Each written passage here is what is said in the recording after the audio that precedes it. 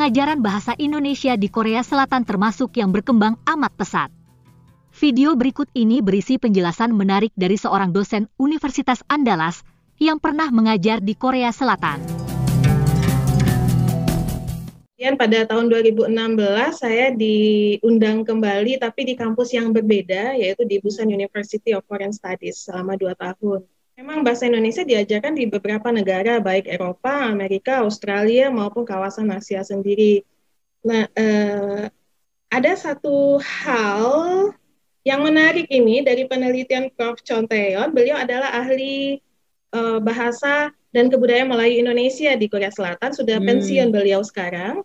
Dalam salah satu hasil penelitiannya menyatakan bahwa ternyata kemampuan bahasa Indonesia yang baik dan benar pada penutur bahasa Korea, pada orang Korea, itu menaik tarafkan. Ini istilah beliau saya pakai, menaik tarafkan. Jadi maksudnya dia memiliki kesempatan yang lebih untuk mendapatkan pekerjaan daripada orang lain jika mereka mampu berbahasa Indonesia.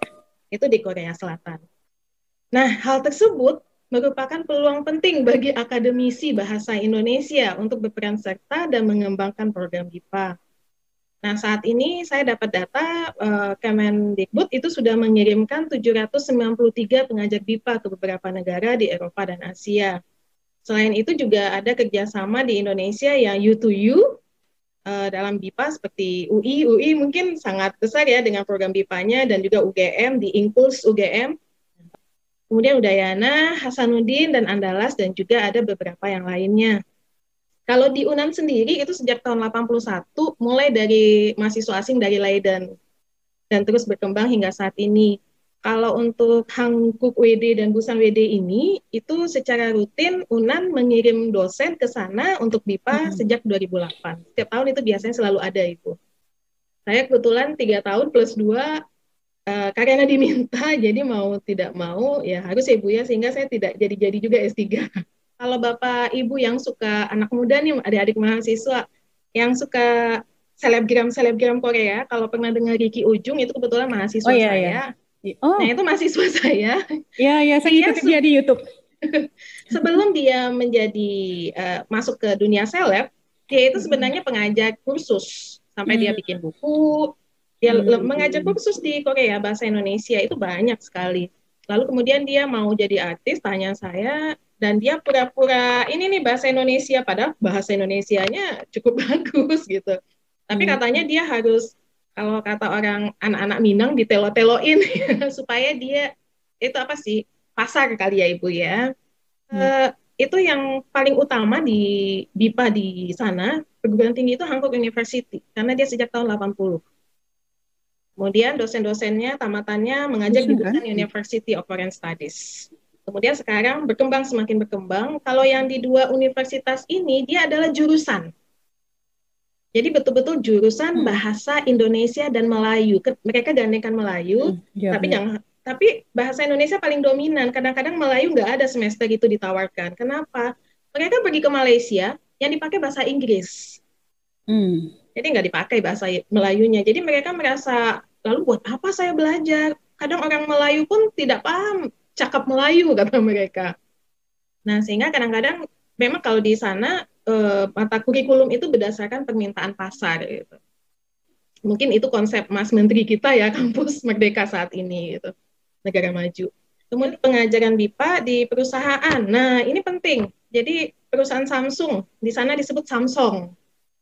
Kalau kita kan ada produknya handphone, mesin cuci banyak sekali, lalu Lotte, Korean Electric, Samsung dan Lotte ini, mereka menyebarkan staf-staf terbaiknya ke seluruh dunia, terutama kepada yang pasarnya besar, marketingnya dulu nih, marketnya. Indonesia termasuk salah satu, setiap tahun itu mereka kirim, yang terbaik tapi dengan syarat mereka harus mampu berbahasa Indonesia yang baik dan benar. Jadi mereka belajar di sana. Biasanya ngapain ke Indonesia? Saya tanya, karena saya kebetulan pengajar mereka juga, selama lebih kurang 3 tahun lebih, hingga 5 tahun.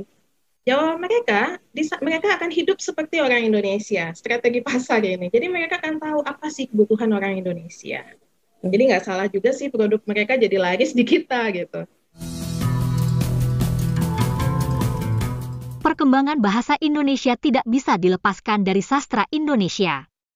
Hal ini pula yang menarik perhatian orang Korea. Ya, sebenarnya saya tertarik pada sastra Indonesia. Jadi saya ikut kuliah sastra Indonesia. Ternyata sarjana sastra Indonesianya menarik sekali. Jadi total sudah berapa tahun Profesor mempelajari bahasa Indonesia? Ya, saya angkatan 77. Oh, jadi mulai tahun 1977 saya mulai mempelajari bahasa Indonesia. Pramudia Anantatur, sosok sastrawan Indonesia yang menginspirasi Profesor Koh. Jadi Prof jatuh cinta terhadap sastra Indonesia ya?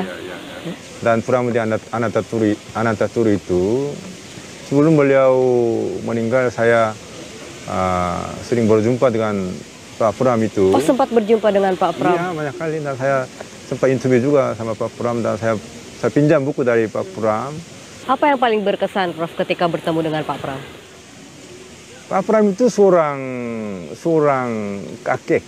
Ya. Jadi orang yang biasa. Jadi memang dia kalau sebagai seorang novelis, sebagai seorang sastrawan, memang luar biasa. Untuk jenjang S1, sastra Indonesia juga dipelajari hingga jenjang S2 di Korea Selatan. Di antara mahasiswa S2 sastra Indonesia, Lee Eun Kyung dan Kim Som, mereka mengaku jatuh cinta kepada sastra Indonesia. Perbedaan yang paling bisa dilihat oleh Eun Kyung, antara sastra Indonesia dengan sastra Korea, apa itu? Sebenarnya saya kurang begitu tahu tentang sastra Korea. Oh, jadi lebih tahu sastra Indonesia malah ya? Karena bahasa yang saya gunakan itu, saya lebih nyaman pakai bahasa Indonesia daripada bahasa Korea. Jadi daripada saya membaca sastra Korea, saya lebih sering baca sastra Indonesia. Makanya semua pada ngeledekin, wah orang ini orang Indonesia, bukan orang Korea. Jadi masuk ke sekolah Hoops, terus saya mulai belajar sastra Indonesia. Terus saya menarik pada Chairil Anwar dan suka karya-karyanya Chairil Anwar ya. Saya lihat puisi dia, saya suka sekali dengan kata-kata puisi seperti di dalam Aku, Binatang Jalang, kan keren. Iya. Jadi karena itu saya menarik pada sastra Indonesia.